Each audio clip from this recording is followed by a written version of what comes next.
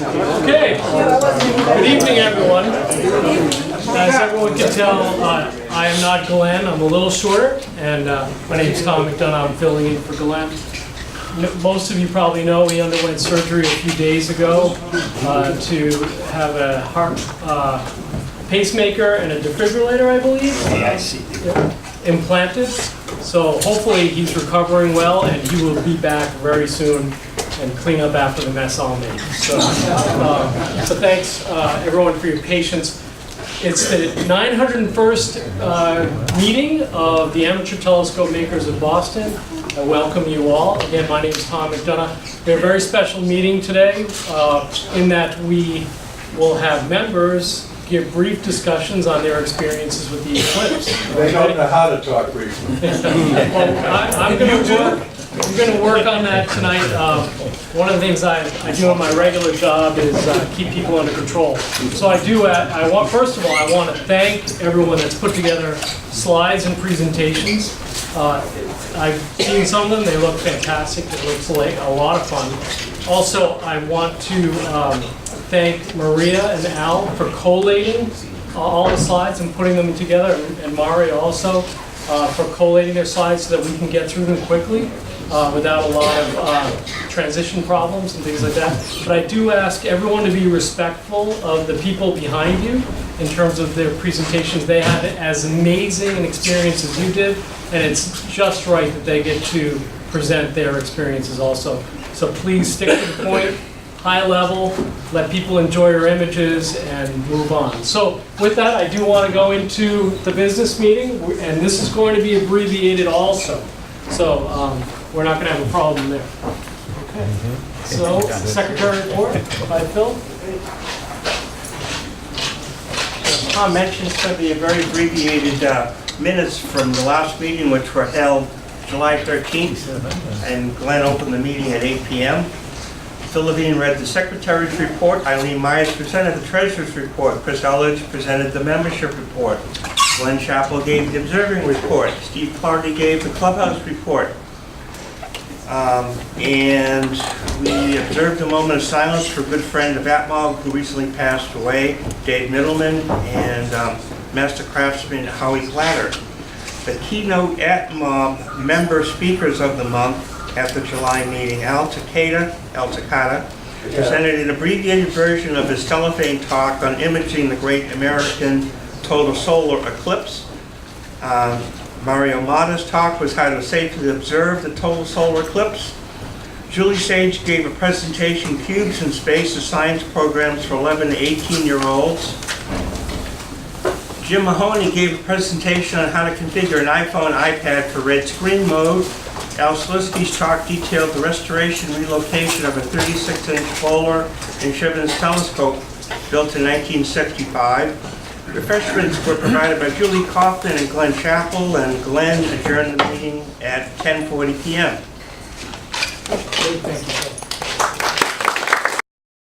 Which is the observing committee report, and Bruce is not here, so it will be a little abbreviated. We're going to go through these quickly. All these slides will become available for people. And I'm not going to speak to this. Glenn usually handles this. So you can see. I beg your pardon? Lights down a little bit.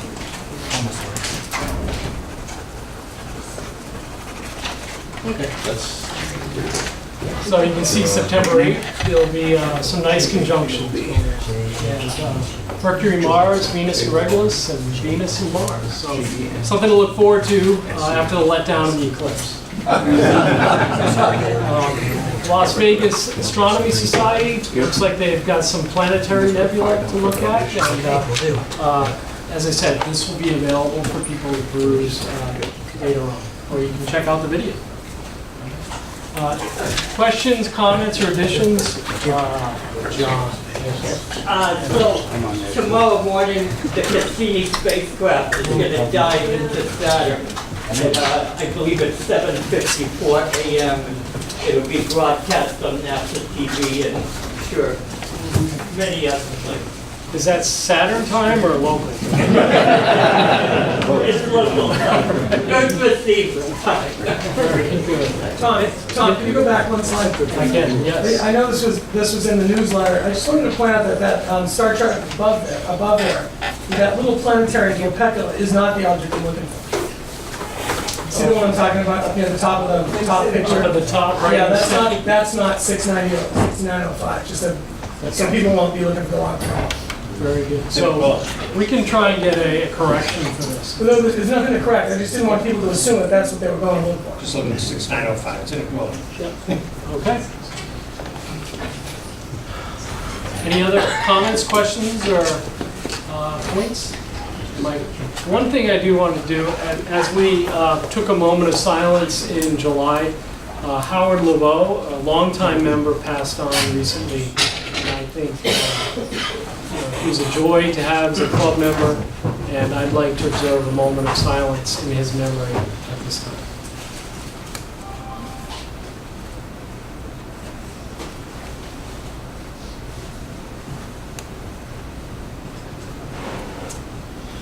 Thank you very much.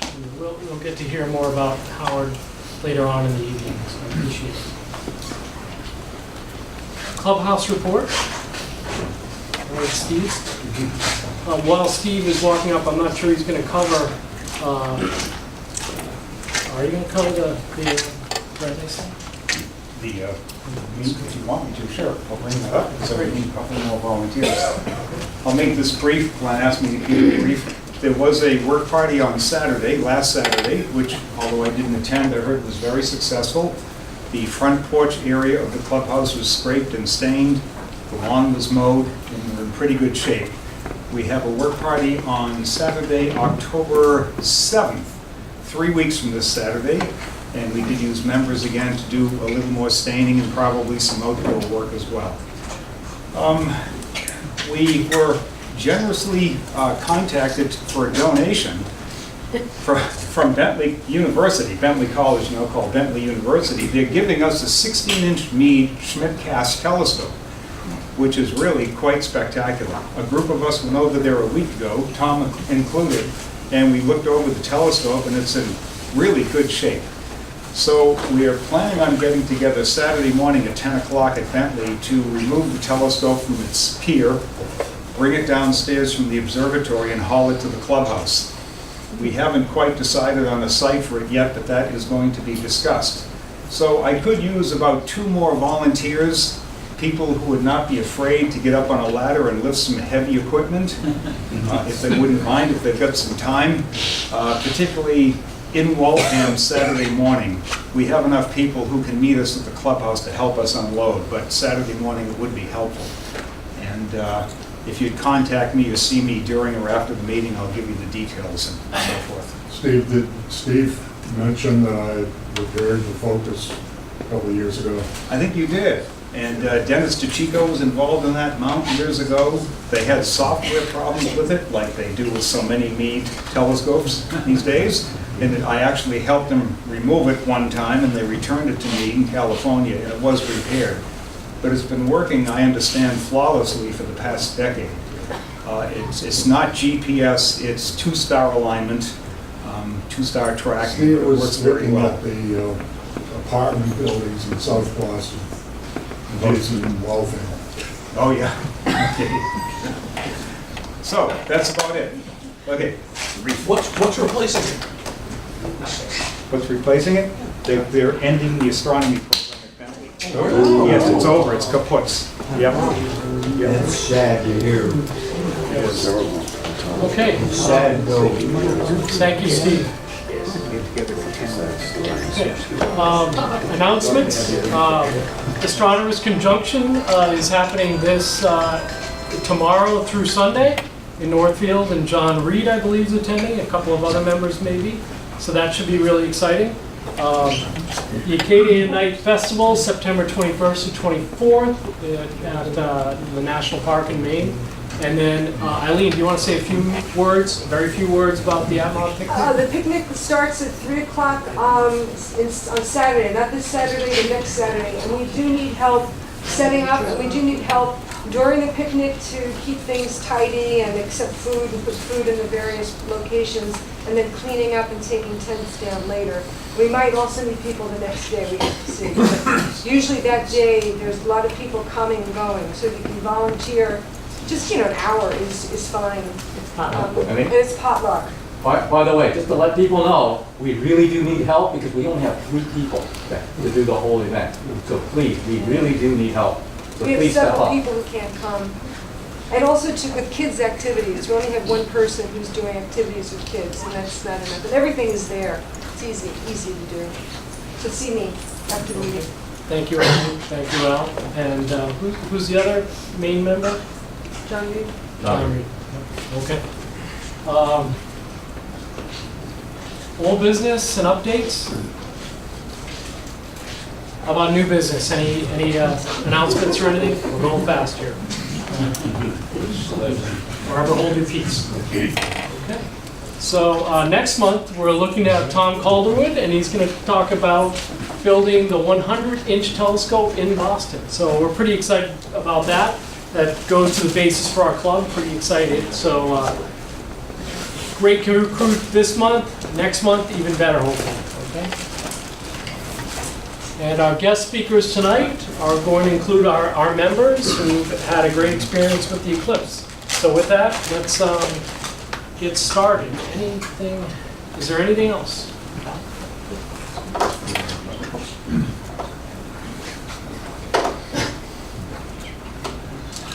And again, I ask people just to be considerate of others and to really, if anyone has questions, maybe to hold questions for individual, or maybe at the end, if there's a little extra time, we're going to have group discussion. Gene? Yeah, start this. It's on automatic, so you're up.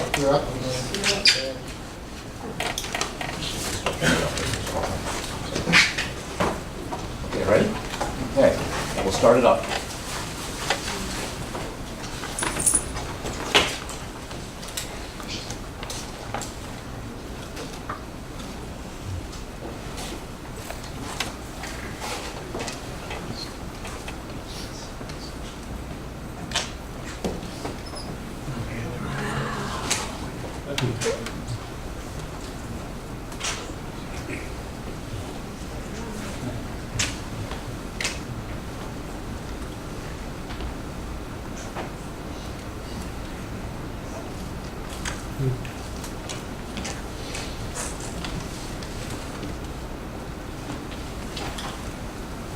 There's some uncertainty about which pictures go with which eclipses.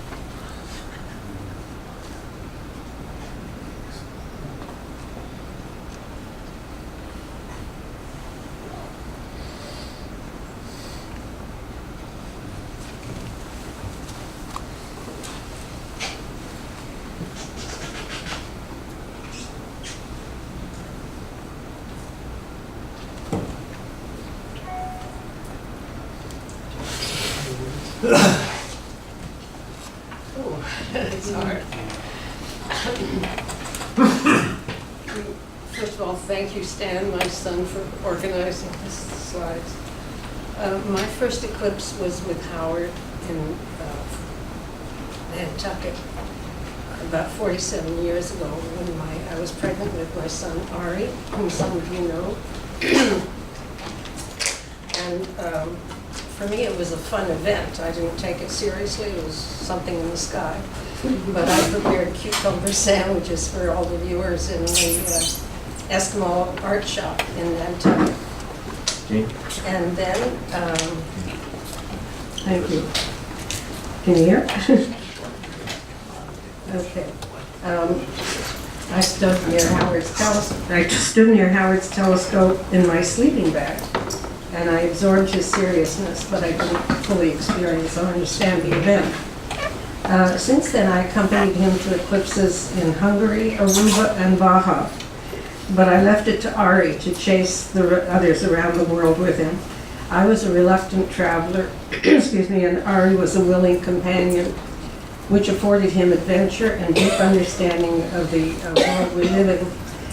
By the time of his final eclipse in August, lovingly arranged for by Ari, friends and caregivers, I had come to take them seriously indeed. And ATMoB, which gave him so much pleasure, almost to the end of his life, has given much to me as well.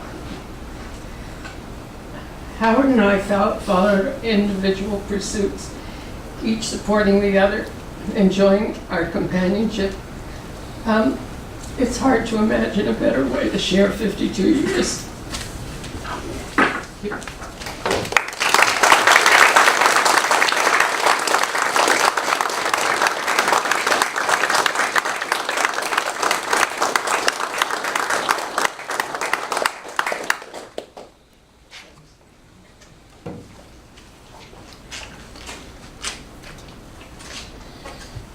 Thanks, everyone. That's a tough act to follow.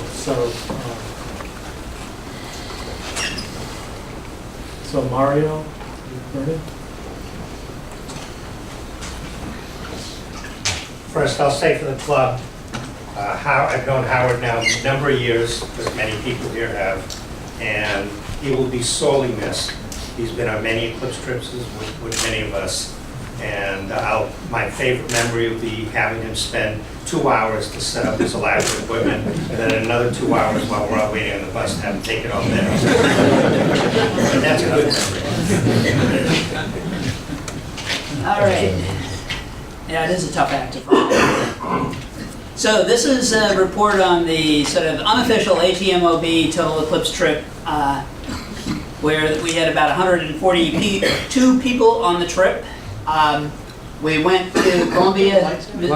Oh, yeah, let's do that. I think we usually do bid. We went to the Stony Creek Inn in Columbia, Missouri. Part of the reason that site was picked was because it was drivable for a lot of people, reasonable to drive there, and also we had a good contact there. John Reed is from the area. This is Columbia MO. It's pretty nice little town. It's a college town. So it's usually fairly quiet in the summertime, but with the students having come back just before the eclipse, it was a little bit busier. But it wasn't, it really looked about the same as it was a year ago when I was there. So there wasn't a huge influx of people for the eclipse.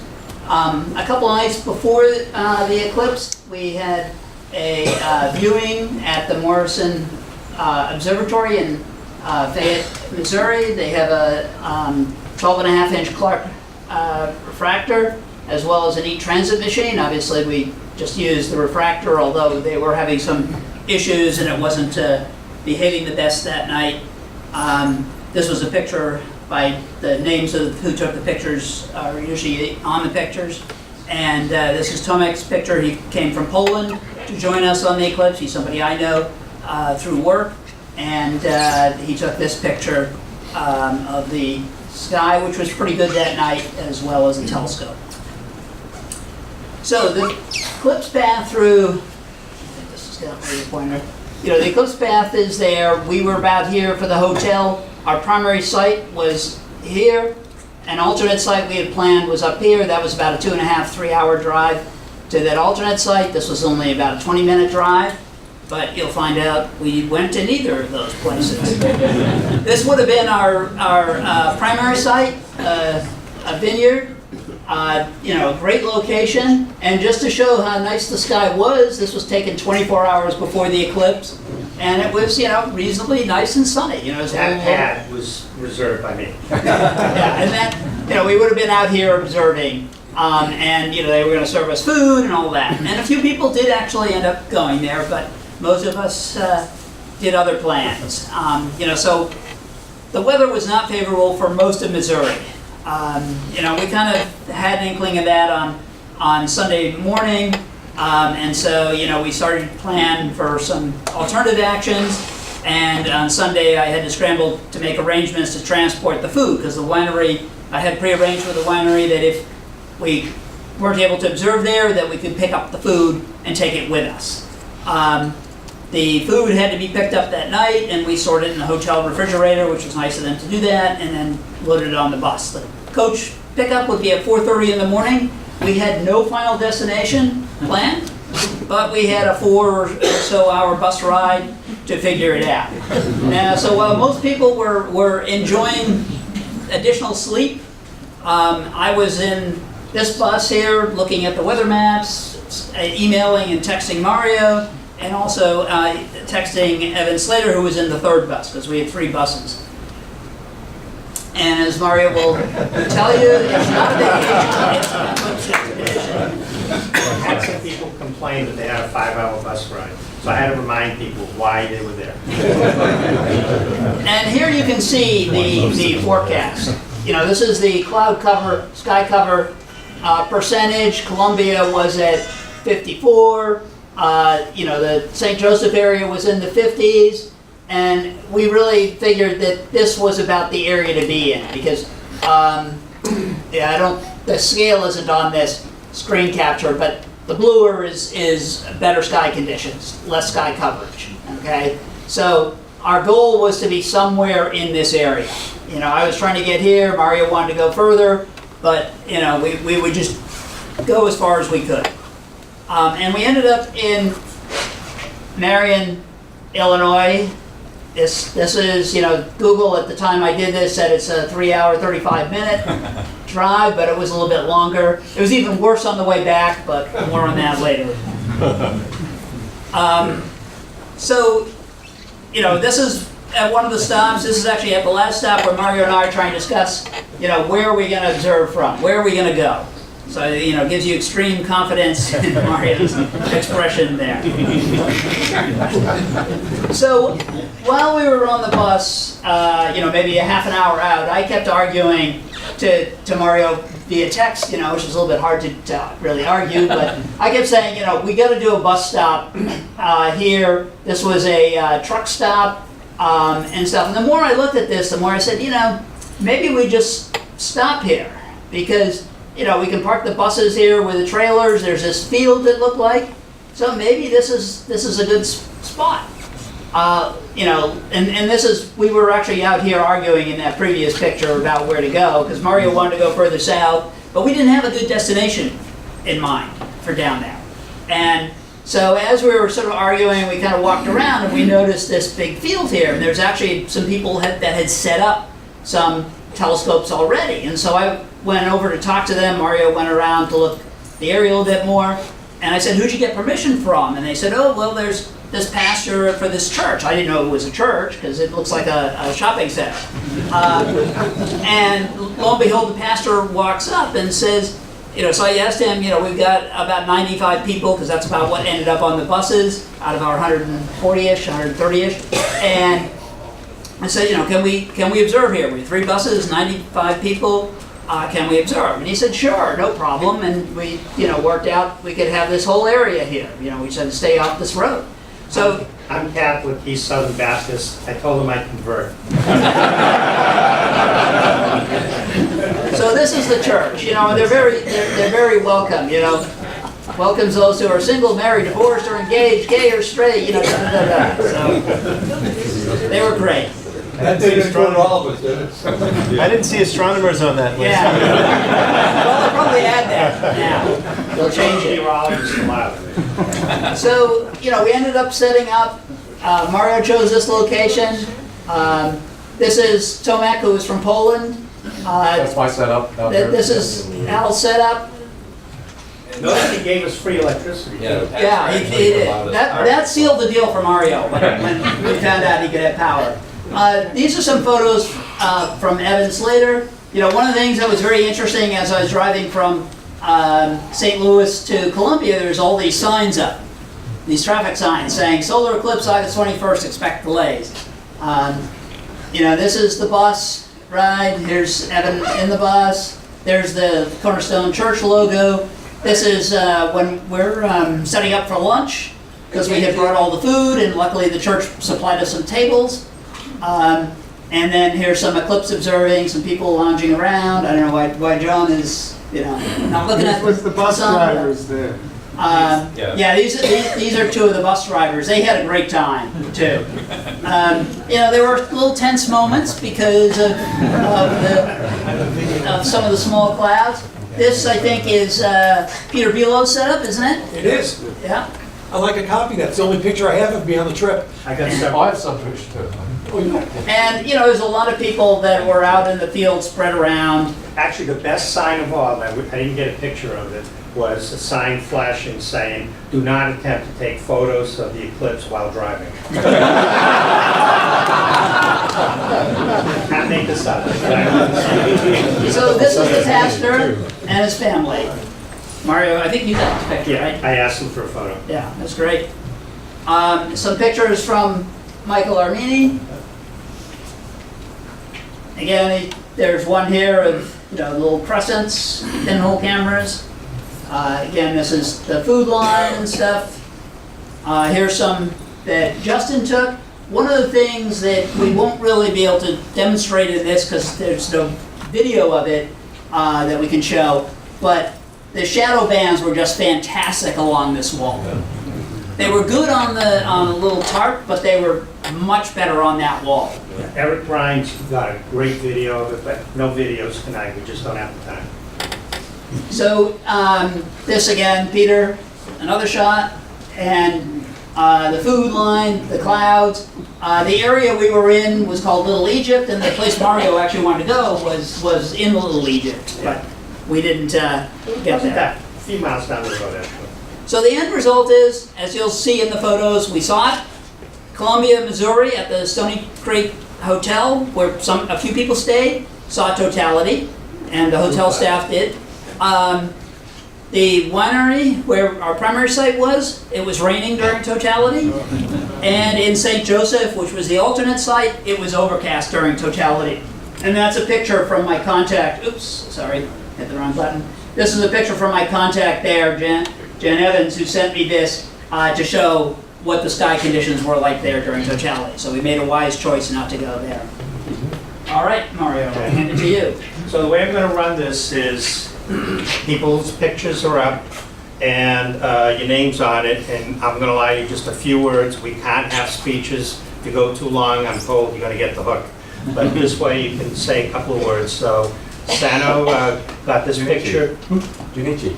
Got this picture during, so it wasn't completely clear that they were looking through that, and they took a selfie. So you want to say anything?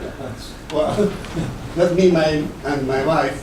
Yeah. And I stay in hotel because of our age. Yeah. But my wife's nickname is Weather Witch. So magic work, and you see the next slide maybe in our solar eclipse.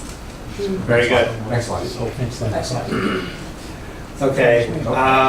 Sal Larisha's wife unfortunately got ill the day before the trip, and he had to drop out. But since he was on the trip, I put one photo of him up here taking a picture of Sal. Yeah, so my wife told me I could go on the eclipse trip because I only talked about it for 3 years. But the key is I wanted to share the trip with my wife. We're recently married, and I just told her I just couldn't go without her. And I've seen 5 total eclipses, so it's not like I haven't seen any. But we had an eclipse party at our house. A lot of my family showed up, the neighbors showed up, and, you know, they asked a lot of questions, and we actually had a good time. It wasn't a total eclipse, but we still had family fun and relationships, and it was really good. Okay, this is by Bert, and he got really nice resolution. You got to see his, in a little while, his totality. I've seen probably 100 to 200, close to 200 pictures all across the country, because I'm on the AAS Eclipse Committee, so I've actually seen about a couple hundred pictures. And I will say, without doubt, Bert's is the best. There's no question about it. Wait till you see it. It just blew me away. He has a proprietary program, and I'm going to beg him to redo mine. But anyways, he got very good definition. I'll have you talk during the totality, okay? We had some nice sunspots. George East is an incredibly close second, in my opinion. It's all a matter of taste and style and aesthetics, but I think those two are the best. And he put a nice compilation together. George is down the Cape. It was nice to see his wife there, who had got a stroke, and he brought her along anyway. She had a good time. I haven't seen her in a while.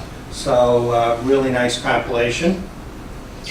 And Noreen Bryce, who's at the Museum of Science, came along, and she got a nice picture 1 minute before totality, during, and right after. I don't know what you thought, people who see multiple eclipses. The sky was really blue on this one. It didn't really turn all that dark. The ground was dark, but the sky was still blue, as opposed to dark, and I think this captured what it was like. Clouds in the area. Yeah. Noreen's not here, is she? No, okay. And another picture by Noreen.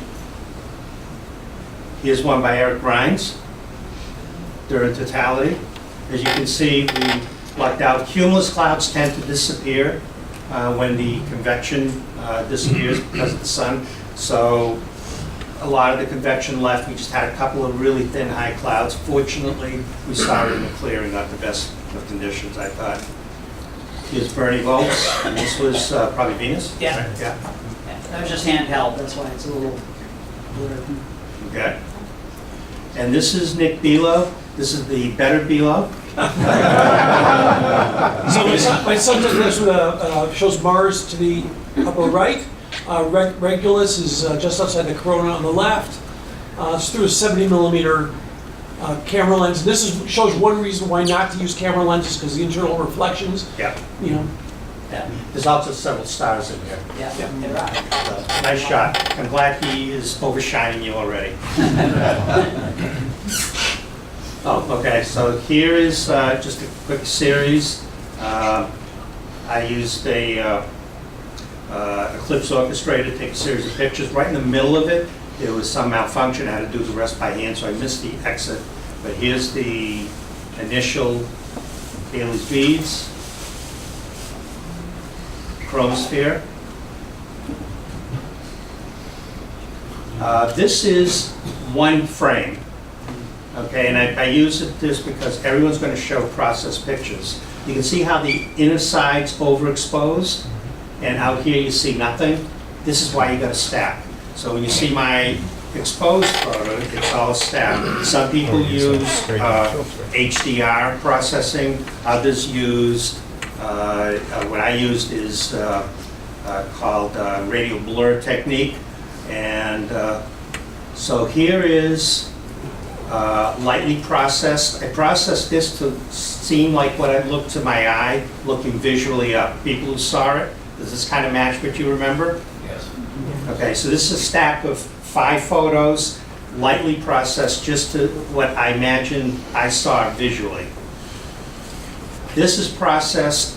I had 2 telescopes, one my 6-inch 1,000 millimeter refractor, and the other an 82 millimeter refractor. And I was looking at the eclipse, making sure it stayed centered, while the other telescope was taking pictures. And this is what I saw through my telescope. I could see intense magnetic field lines. I really did see all of that. So I processed this one to what I remember looking at through the telescope. And this, took the same photo and enhanced it a little bit more to magnify the magnetic field lines. Okay, and then the diamond ring, and I'm out. Okay, so here's Bert's. Bert, stand up and describe your process. Well, so this is a stack of 6 exposures ranging from a 2/50th of a second to 4 seconds. Run through a software program that I developed after the eclipse in Egypt in 2006, which I've tried to use ever since. And you know what happens if something you don't use in 5 years, you have to learn it all over again. So it was crashing and everything on the bus coming back from the eclipse. But anyway, the goal is really to kind of bring out the whole texture and everything without, and my goal is to still have it be something like what you would have seen through binoculars or a small telescope. So anyway, you can follow the coronal streamers in various directions. And you can see Regulus on the left, and that star in the upper right is Nu Leonis. And on the original, you can actually see several other faint 7th and 8th magnitude stars around the edges. I did bring with me a 13 by 19 inch print that I made of this image, and so afterwards, if people want to look at it, you can look at it. There's the way this projector is working. The faintest parts of the image are not visible, so there's really more there than what you can see here. This does not do it justice on the computer screen. It's 10 times better. So it's not projecting as well, and a lot of the faint detail is missing, and that's what struck me. He really got it nailed from inner to outer. So anyway, I did combine all of the information about the streamers spreading out, and then by hand, I couldn't resist. I added the little prominence on the right there because it was just so much of what you saw. And as I said, I'll be around afterwards if people want to ask me any more questions about how I did it.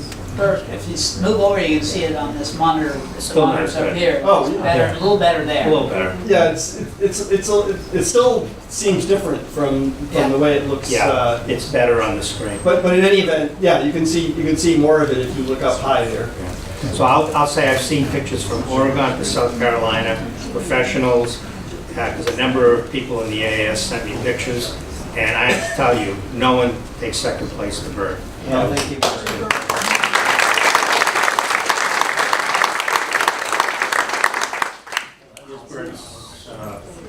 I don't think that's much. I wish it were. Promise? Oh, maybe I sent that around to the whole group. Thought you sent me that. Well, anyway, I'll take credit for it, but I'm not sure. Well, here's Georgie's, and this is essentially good. It's beautiful diamond ring there. That is gorgeous. He did a great compilation. It's great. George is not here tonight, but I'll speak for him. So he got the Bailey's beads, he's got the diamond ring, and he's got just beautiful prominences. He used a Canon special camera without the red filter, so it really enhanced the red. And I think that's what made the difference in his photos. And Bert's was the best totality. George is the best I've seen for this, for the prominences, no question. How do you go about focusing? He had a similar equipment to mine, a 1,000 millimeter 6-inch. The sunspots help. Yeah. Yeah. So here's his compilation, and it is fantastic, don't you think? Yeah. Look at that. Wow. Look at it up. I could stare at this all day. All right, and here's his prominences. And here is the end of totality with the beginning of the diamond ring. Beautiful pictures. He did an intervalometer, and he measured the light intensity. Bert, you sent me a similar thing, but it was too late to include. Well, no, I sent it to the group. Yeah, but I would have included it if I got it a few days earlier. Sorry. But anyways, here's his light intensity during the eclipse. It is very interesting. He's got that little blip right in the middle. Yeah, I don't know what that is. Al Takeda. Okay, so anyway, remember I told you during the talk at the hotel and the talk here, I said, if you had problems, let it go. Well, guess what? I had problems in this eclipse. I had 2 computers, 2 setups, 2 telescopes. The main equipment, the computer died because of the heat. It was very hot, and so it shut down on me. So it shut down on me. So I said, forget that system. I went over to my backup of the backup system. There's actually 2 backups. And with a tripod, thanks to Ben Myers, he loaned me one of his tripods that he wasn't using, and I put my setup, azimuth, on that setup. I still had the second computer, so I ran the automation, but it was, of course, too short. So it didn't get the Bailey's beads and diamond ring. However, I was able to get everything else, even though it was drifting. I had to do a lot of work to bring them all back into registration, but these are all stack shots. So this shot, yeah, so you see the chromosphere in this, and you can see on the right, you can see a little prominence over there. You can see these. Next. And so this is my shot, my stack shot. It doesn't do it justice here on the projector, but on the screen it's a little bit better. Again, this is HDR or well, this is I used Photoshop, and I stack a gradient layer mask, and these are about 5 or 6 shots, and you can see on this the chromosphere on the edge, a couple of 3 prominences on the right, along with the coronal streamers. This is with a 400mm lens, so we said lenses, I'm using lenses. So anyway, 400mm lens with a 1.4 times extender. I'm using a Canon, this is a Canon T4i, so Digital Rebel, that cheap camera. Next, and so this is my shot. It shows better, of course, on the screen above. You can see I have, of course, this is a 2-second shot in the middle that shows Earth shine, and of course with all of the other, you can see all the streamers on the left and the right. They were just amazing to see. And just by the way, the streamer, the chromosphere, you can see it with your eye. You just stand there and look at it. You just see the brilliant red on the edge on both the incoming and the outgoing part of the eclipse. So it was simply amazing. Thank you, Al. Nice job. Thank you.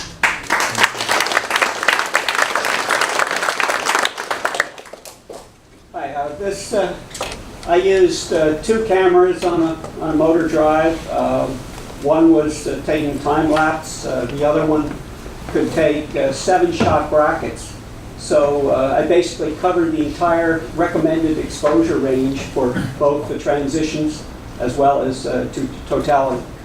During transitions, it was a 6-stop span, getting 7 shots, and during totality, I was covering 12 stops. So these are, let's see, this one looks like my HDR from one of the the totality brackets. You're going to stack. Yes, a stack of 7. But again, this is just generic HDR software. Yeah. Next. And this was actually an accidental shot. It was outside of the recommended range of exposures by 1 stop, but it turned out very well. Nice lucky accident. I'm not complaining. I needed 11 stops according to the advisory sheets, and the camera took 12, and that was the extreme. Very good. Thank you. Evan Slater.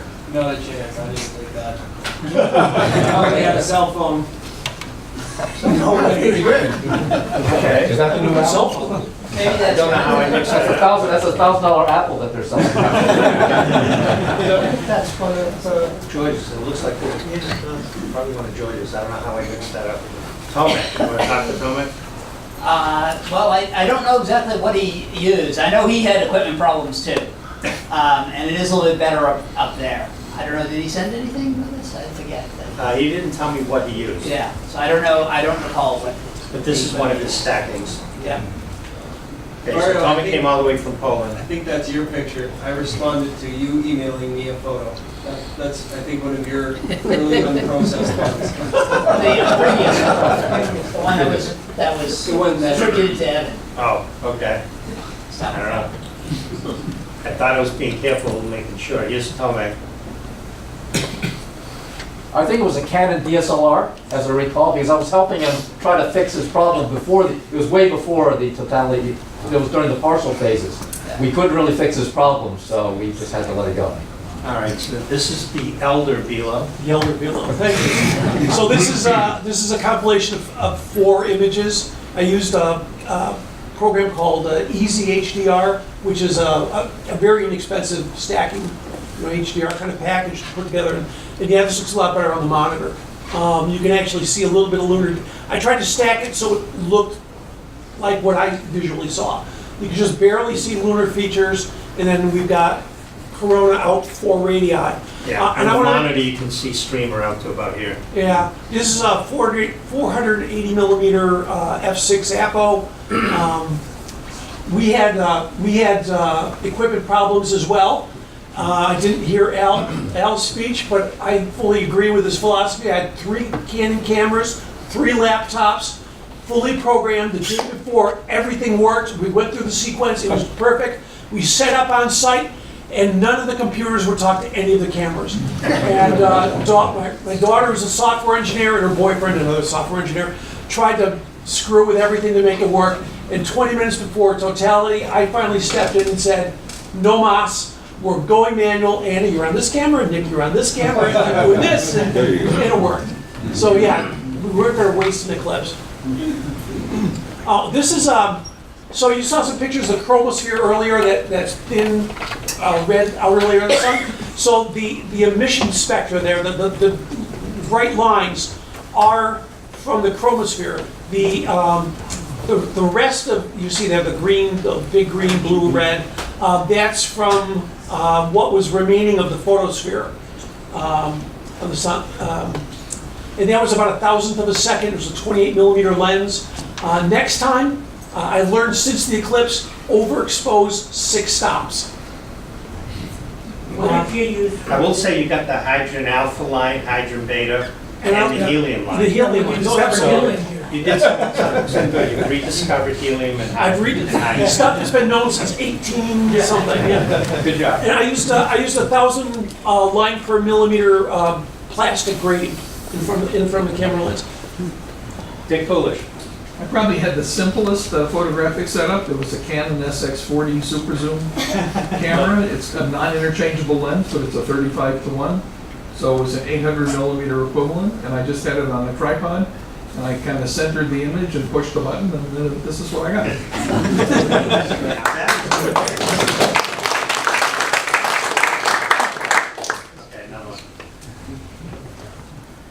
This one.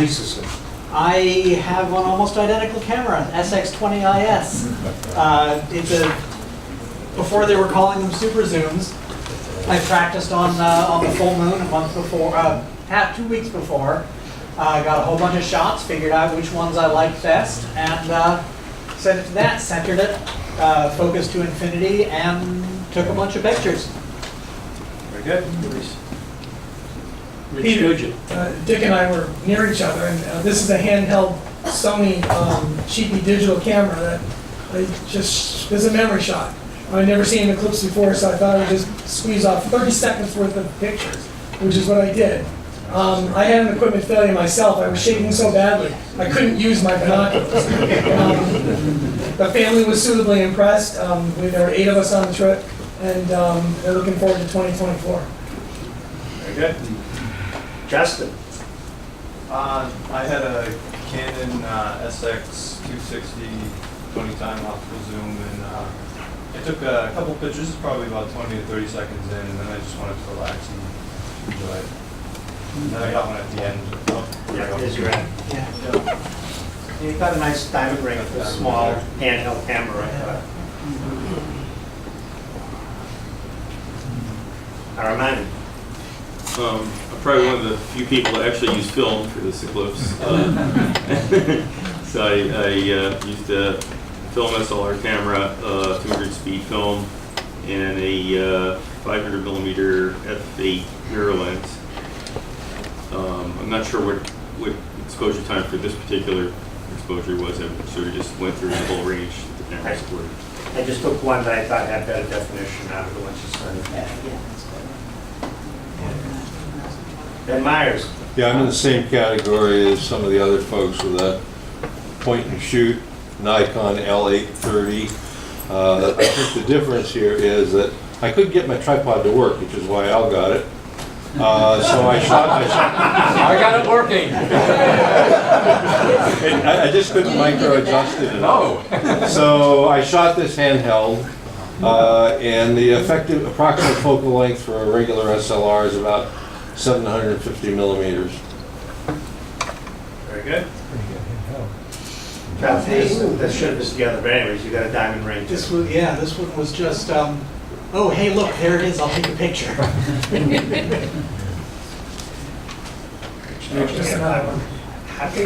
You had to, what, redo it somehow? No, I didn't change this, not at all. Well, anyway, These are totally unprocessed, so they're okay, just- so that's from the club. You all did a great job, and I wanted to show you the full range from telescopes all the way to little handheld instamatics. I'm going to show you 3 pictures now, since I was on the committee for the AAS. Jay Pascock was in Oregon, and he sent me this picture from the Helios satellite, his own photo, and one of the NASA, I forget the name of this satellite, but it shows the full extent from outer space. So this is what we were looking at the time. So I thought that's a pretty neat photo. You all know Jay, right? He doesn't need an introduction. And this is one of his cohorts. I didn't get his name, but NASA put this out at the same time. And now this is really enhanced. It's not what it looks like visually, but I show it just to show how you can see the prominences and the intense magnetic field lines. Where all the prominences are, it's... Is that a separated prominence? Yeah. Yeah, this one on the right. How they did that. But that one's out in space. It's Yeah, I pretty know. amazing.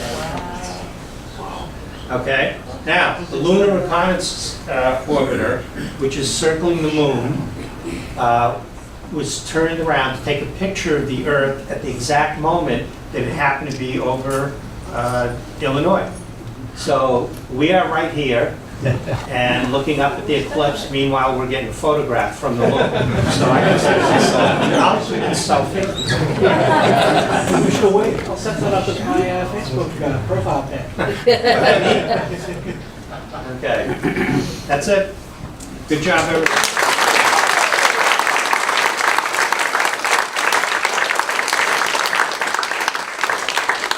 It's really striking. The one thing that strikes me is the beauty of the pictures, but also the friendships and the shared experiences everyone really had. So if you haven't been on an eclipse trip like myself, you should go next time. But don't complain about the bus ride. Remember, it's an exhibition.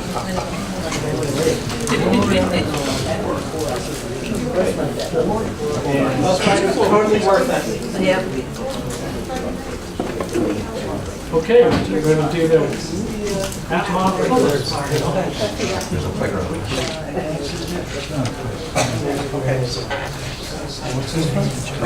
Okay, so after all those excellent photos, this is going to be a little anticlimactic. This was the partial eclipse that we saw at the Westford Clubhouse. Group photo at the end. And Joe Wolf took a series of photos. Is Joe here this evening? The third photo, maybe you can describe your setup. There were 2 groups of sunspots. That was initial contact. And that was about the maps that we saw. That one actually was maps. Joe? Well, as the picture shows, just my C8, my DSLR, and out of the picture is my computer, and I just manually through the computer took pictures as the eclipse was happening from left to right. There were a whole series of photos, and just for time issues, I just put 3 of yours in. And this is just an iPhone photo. I had a Herschel Wedge initial contact, and that was about maps that we got at the Clubhouse. And here's Glenn using a colander to project the image. And that's what close-up of the image. Multiple images. And we have plenty of illumination, and so most of these photos, the remaining ones are of folks in the field observing the partial eclipse.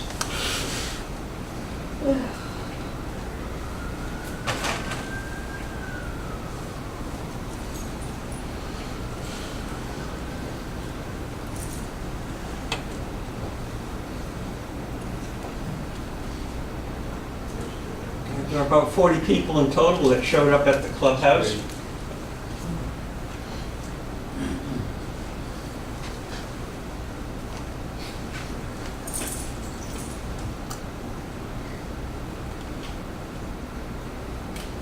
And that's it.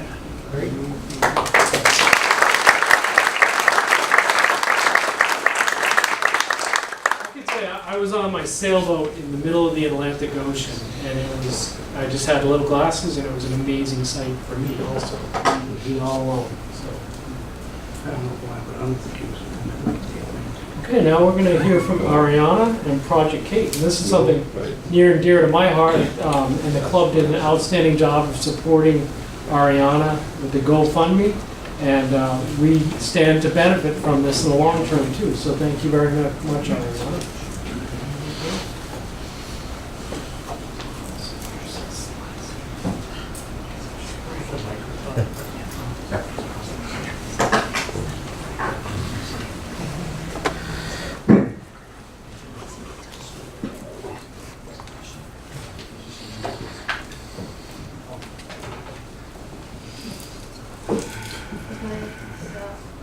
Hi, my name is Arianna Roberts, and so I was part of the Citizen CATE project, and I came here to talk a little bit earlier a few months ago, but this is post-eclipse. So use the microphone. Okay, so Citizen CATE stands for Continental American Telescopic Eclipse Experiment. So the goal of the eclipse was to use MathWorks software, and we were going to produce a scientifically unique data set. It would be high resolution, rapid cadence white light images of the inner corona for 90 minutes. So Citizen CATE used a network of more than 70 telescopes, which they lined up geographically along the line of the eclipse. So, here. And the observers took a 2-minute video of the eclipse in totality. My site was in South Carolina, where the shadow of the eclipse met the ocean. So this is where I was. So for the preparation of the eclipse, it required a lot of practice with the other volunteers doing solar and also moon pressure and observations. I traveled to Carbondale, Illinois to go to Southern Illinois University, SIU, to learn how to operate the telescope, do polar alignment, solar safety, and other computer software stuff. We also had to survive a recent flooding in Carbondale due to storms and climate change.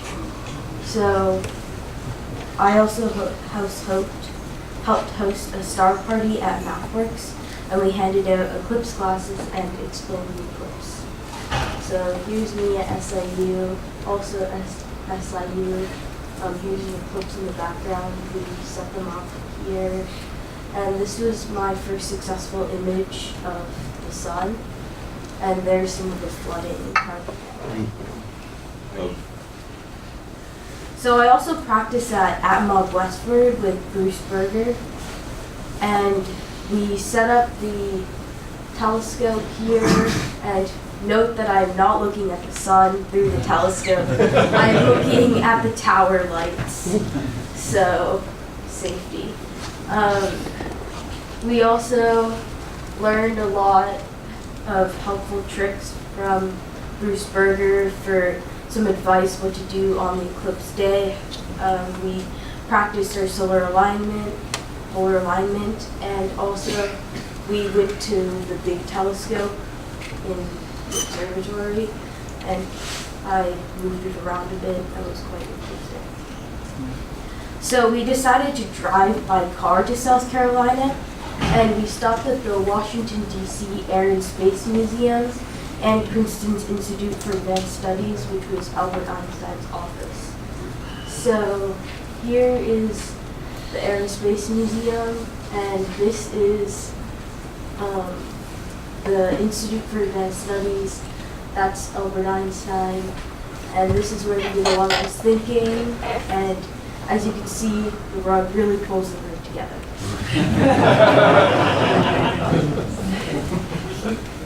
So on the day of the eclipse, we went here very early in the morning, so we could have plenty of time to set up, as well as not too many distractions of people coming over or disturbances. So the beach was mostly empty. You can see there's not a lot of bystanders. So we set it up and we kind of waited for the eclipse, which would happen at 2 o'clock roughly in the afternoon. We answered a lot of people's questions.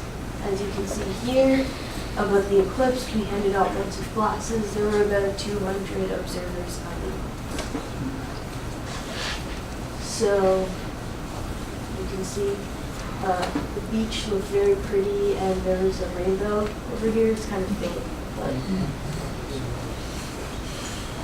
so all in all, it was a success. On the day of the eclipse, the sun was mostly shrouded by clouds up until the point of totality, and it actually rained in the morning, so we had to move the telescope into the shelter tent, and a lot of people were worried that the eclipse wouldn't happen. Later on, when it was still cloudy, we got most of our questions were if we actually thought it was going to happen. But at the last moment, during totality, the clouds broke and we were able to capture images. So here it is at totality, and the sky really darkened up, and it looked as though it was like nighttime, where just previously from the earlier images I showed you, it was like day. And it dropped about 10 degrees in temperature as well. And here you can see this is like prior, this is what the screen looked like before. It was completely shrouded by clouds. We couldn't see really anything, and this was closer to when the eclipse occurred. So CATE was also successful, and 62 sites were able to get data, and South Carolina in particular had good outcome. And here is actually a video of 57 images put together. Are you able to?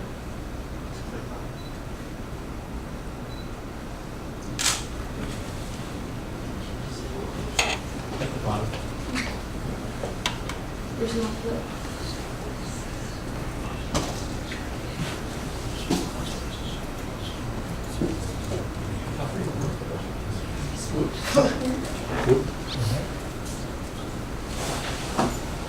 Just go back.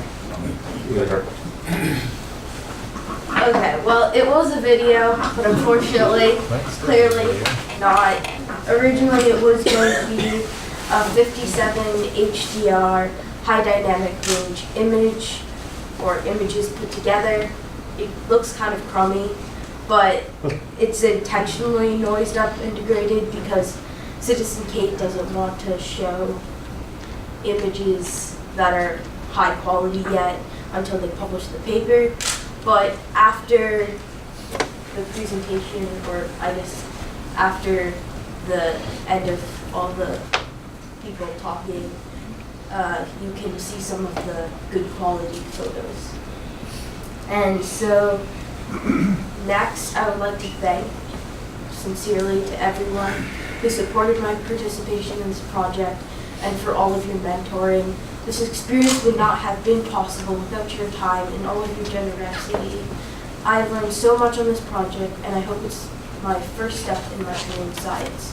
I'd also like to especially thank Glenn Chappell, who actually sold his telescope and gave the money to help buy my telescope, or now your telescope. And also, I would like to thank Bruce Berger, who gave generous donations to me and time, lots of time. He came in and he helped give us lots of helpful mentoring, and he's just spent so much time making sure we understand.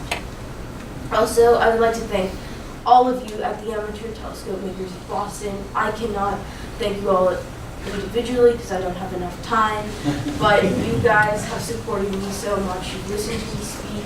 You've made donations to me on my GoFundMe page, and without all of your help, I would not be able to do the Citizen CATE project. I would of course like to thank NASA, NSO, NSF, SIU, and MathWorks, who all helped make Citizen CATE possible and also gave me the training I needed to be able to do and operate the telescope. And I'd also like to thank Matt Penn at NSO and Walter Kovacs and Adriana Mitchell at SIU, who helped train me and helped make me actually understand a lot of it, and without them I would not be able to operate the telescope.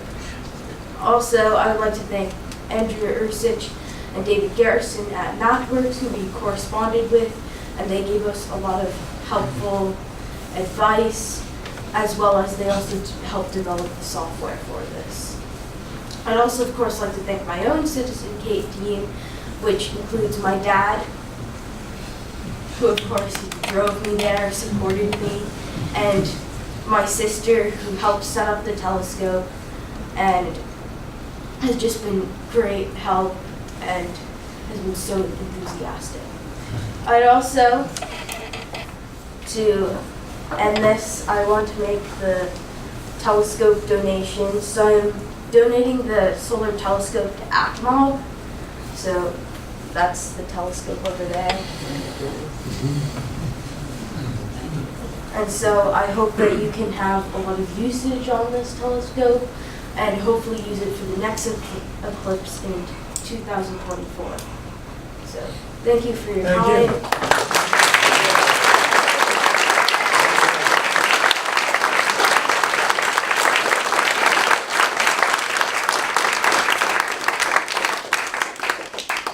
Thank you so much, Arianna. Really excited to see you. And I work in science, and women in science is something that we continue to try and get more and more women involved. And this is a great example of a budding scientist, and you've seen it happen here. So it's really exciting. We've got one more. Maria will start off, I believe. I don't know if anyone else noticed, but when I was on my boat, the temperature dropped to about 10 degrees, as Arianna said, but it never warmed up for me, and I think it's been cold ever since. Okay, so my presentation is going to be less technical than most that you've seen tonight, by quite a bit. I turned I turned a solar viewing trip into my vacation and spent 1 week. Oh, I had it in my hand also. So I spent my time out at Craters of the Moon National Park, Yellowstone, and Grand Teton. And so these are just some of the pictures that I took. The title of my trip was Totality Awesome 2017, because every good trip needs a title. So this was taken at Yellowstone Lake, and it's already out of water. And so I'm just going to start with 3 nightscape photos and then move on to the solar eclipse. This is at Craters of the Moon. I lucked out. Craters of the Moon had solar viewing, star parties 2 nights in a row while we were there. So this was during one of the nights. And I particularly like this photo because you can actually see Andromeda, and you can also see the double cluster. I don't know what these towns are in Idaho. And so the photos were taken by my boyfriend Georgius, because all my photos were overexposed because I think my ISO was too high. That one was mine. So my total photo came out okay, but his partials came out much better than mine because I had a haze around it. And like everyone else, we encountered some traffic along our trip. And it wasn't too bad. In the morning, we left around 4 o'clock in the morning because to get to our site, which was at Ocean Lake in Wyoming, it's in the Wind River Reservation, and it's right near Pavilion. So we left around 4:35 o'clock in the morning just to give ourselves plenty of time. We saw a few cars on the road on the way there, but this is what we got on the way back. But it still wasn't too bad. A 3-hour trip took us maybe 3.5, 45 minutes. So it wasn't too bad. So that's the plan. Thanks, Maria. And I want to thank Maria.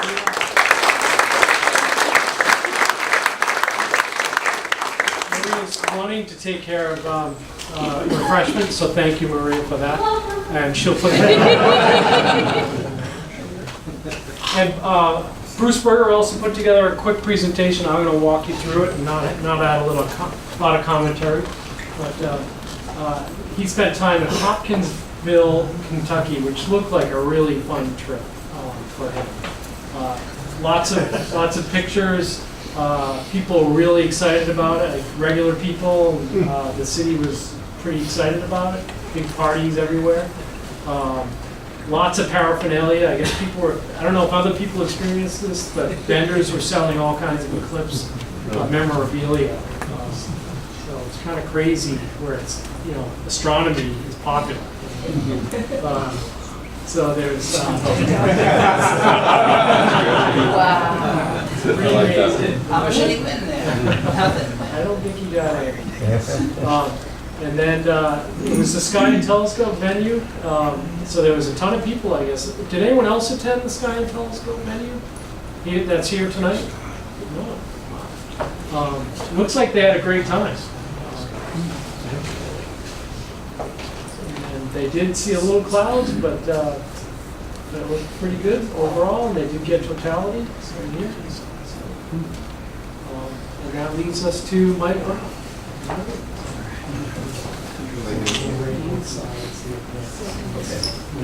Okay.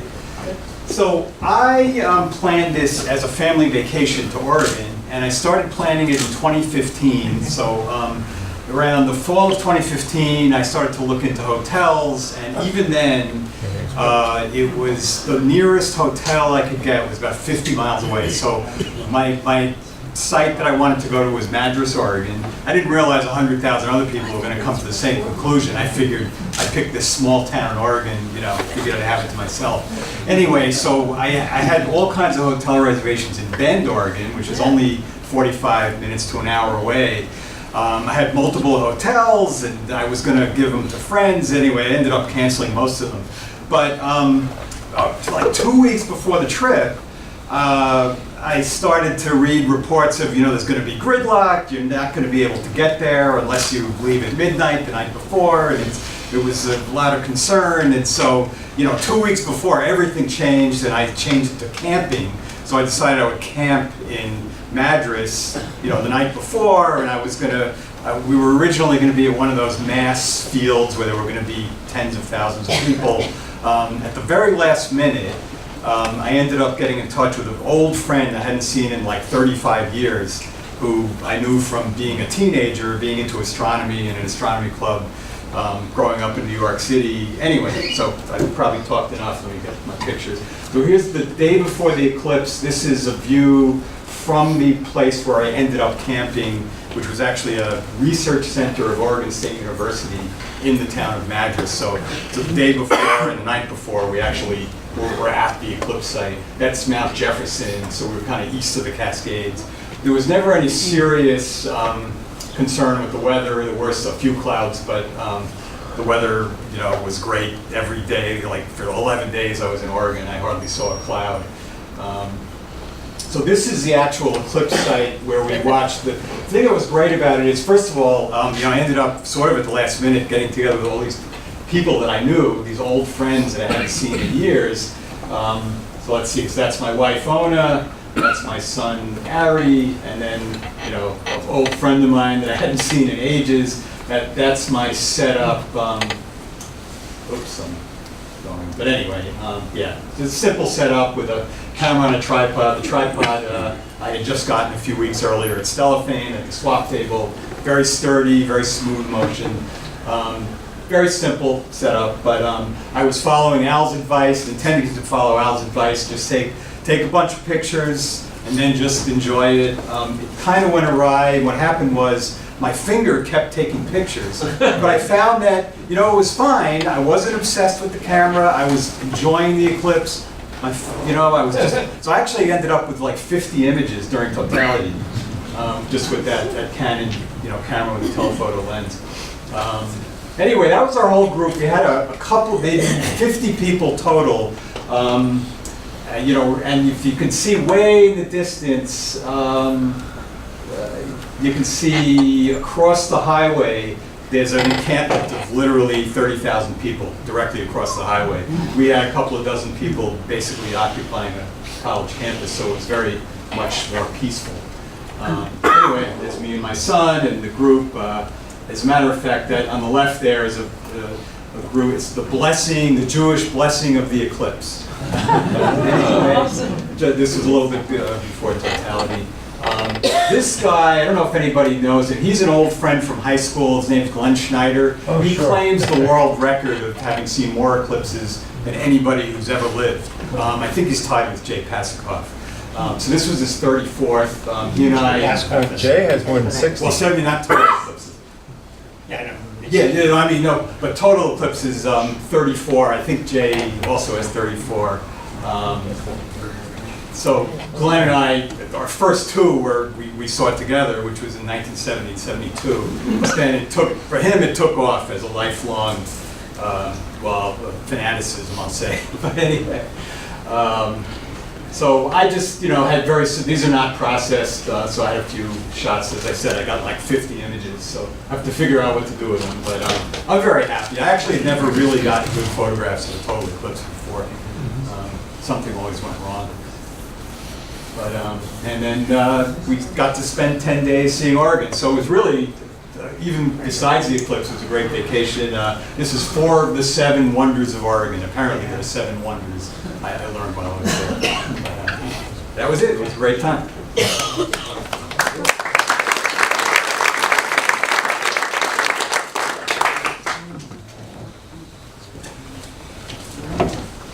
Everybody said keep it short, so I did. We went to Salem, Oregon with Jay Pasakoff's team, and this is a little video I put together of one of the prominences being uncovered by the moon during the eclipse. I haven't done enough with it yet to really bring that into detail. It's basically, these are the raw images. These are, we set up Solar Eclipse Maestro, which is a free program. Move the mouse out of the way. And it worked like a charm. Move the cursor. Can you move the cursor? Move the mouse. Move the mouse over. So we followed Fred Espinak's exposure guides. We did we had 2 cameras running, 2 telescopes, TeleVue 127 and 102. We got about 180 images out of each. And I thought this was more interesting than most of the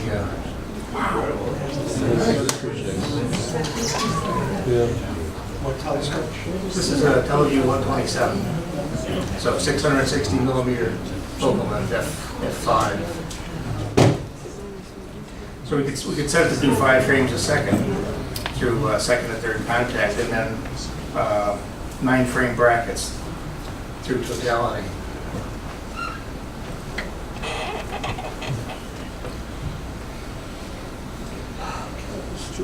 Awesome.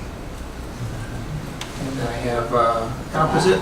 I used this wonderful piece of so easy to use image processing. I sent it to Sean Walker. And came back like that.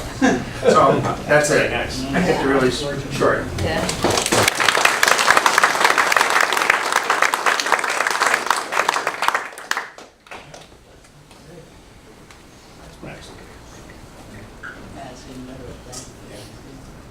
And I believe that's it.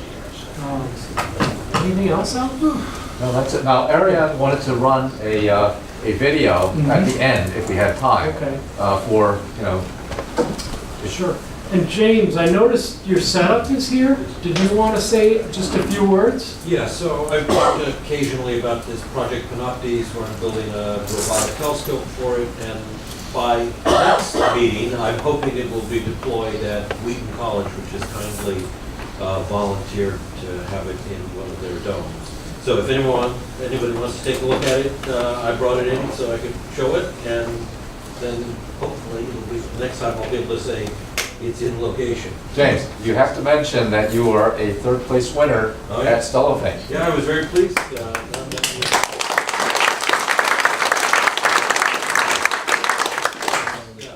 That was a nice surprise, because I took it to Stellafane partly as incentive for myself to finish the scope, which is to say, I got it fairly far along by then, and since then I've made at the ATMoB Clubhouse, made a pier with the help of John Bloomquist. So I just want to say I'm following James' Google Plus and his blogs on building the setup, and it's really amazing. And I know he's helped the team in doing it and showing his experiences in building it. So if anyone has any specific questions about it, it's kind of a cool setup. And I'd love to be able to build one and get it at the clubhouse potentially. That would be really neat. And can you just say a little about what the program is about? Yeah, so this was started by some professional astronomers at Keck and the Subaru telescopes on Hawaii. This is their spare time fun project. And they started with a simple question, which is, can you do interesting scientifically interesting astronomy with just regular DSLR cameras, and this was starting in 2011 or so, and they came up with algorithms that allowed them to do photometry, measuring the brightness of stars, and they've developed this design of a robotic telescope for doing exoplanet discovery. And the idea is to have a number of this sort of telescopes which survey a large, they can take their wide field cameras, so like 10 by 15 degrees, might be 100,000 stars in a field, and measure the brightness of all of them repeatedly throughout the night as you're photographing. And by getting multiple people to build these things, if you can get somebody here in Massachusetts and somebody in Michigan, and you have a clear night for both of them, you, instead of getting, let's say, 4 hours of continuous coverage, you might get 6 hours, and if you get somebody in Oregon, you might get 8 hours. So basically, the idea is to get more people involved so that you get the light curves that you're getting of these stars are longer in duration, so that it's easier to spot the dip in brightness of a star from a planet going in front of it. Because otherwise you have a situation where you can observe it for 4 hours a night, and then there's 20 hours where it's unobserved. And you know, if that's the time when the planet went in front, it's like, oh, well, you missed it. Whereas if you get a lot of people to do this, you have a better chance of finding it. Thanks, James. It's a cool project, and it could be used for other aspects. There they were doing photometry for exoplanet discovery, but you could use it for all kinds of aspects. One observing project. October 5th, Neptune's moon Triton is going in front of a 12th magnitude star. So we're going to try to catch it. It's 120-second occultation. It's fairly long for an occultation. But the beauty of it is, should be able to get an idea of the density of the atmosphere by the slope of the occultation, and then the diameter of the moon by several people in different, it'd be occulted from Quebec down to the mid-Atlantic states. It just happens to go over my telescope, so it should be an interesting project. Mario, what night is that? Huh? What's the date on it? October 5th. We're still trying to figure out, though, is it the night of the 4th or the night of the 5th? Right. Yeah, I'm not sure. I'll have to look at that.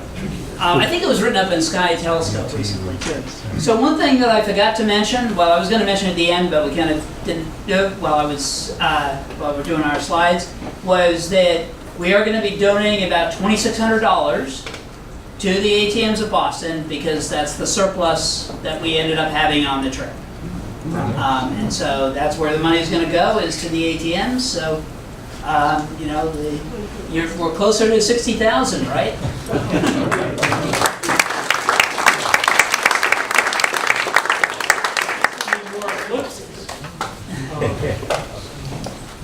I think we should really give Bernie and Mario and Fred Ward a big round of applause. Oh, yeah.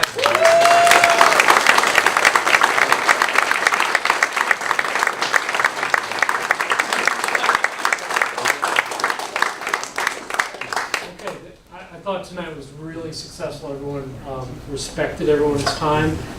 I had an amazing time. I think some of the images were incredible and the experiences that people shared. So I want to thank everyone for coming tonight. I think this is the close of the evening.